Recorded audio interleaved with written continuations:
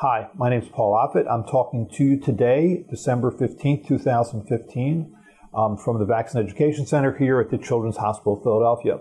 What I thought we would talk about is something that happened over the last few months that I think most of you know about, which is that the state of California eliminated its philosophical exemption. Therefore, the only exemptions in California are medical exemptions. So why did they do that? The reason they did that is that Southern California, specifically Disneyland, served as the epicenter for what was a massive measles epidemic, one that spread across the United States involving about 25 states. It affected about 158 people, mostly children. It also extended up northward into 2 Canadian provinces where it affected hundreds of more people. And so I think what happened in California was they asked the question, is it your right to catch and transmit a potentially fatal infection? And they decided in California the answer was no. I think what's interesting is that they're the third state that this has happened to, that only has now medical exemptions. The other two are Mississippi and West Virginia. And the roots of this, I think, really are in Mississippi. Because if you look at a case that occurred in the late 1970s, it was called Brown v. Stone, the question came up in Mississippi, is it your right not to be vaccinated? And the decision was made that only medical exemptions made sense for this reason. It was a 14th Amendment argument, specifically the second clause of the 14th Amendment,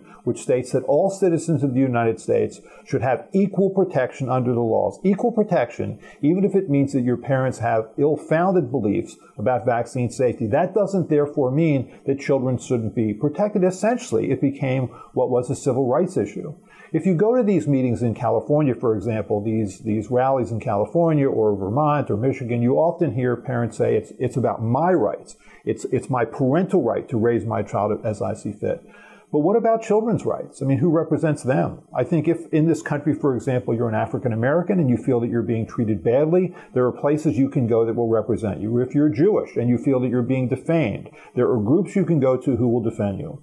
But if you're a child, it's assumed that your parents represent your best interests, and that's not always true. And when it's not true, as is true in this case, where parents have, say, a false belief that vaccines cause autism and they don't want to vaccinate their child, who do those children go to? And I think the answer is they go to the state. And I think that's what happened, frankly, in California, which used basically a child's rights issue as the central focus of how they made that change. There was a little boy who had leukemia who would go up to those meetings and say, what about me? Don't I have rights too? I can't be vaccinated. I depend on those around me to be vaccinated. So I think in the end, in many ways, this is a child's rights issue. It's a civil rights issue with a child. And I think it's a right that is protected by the 14th Amendment.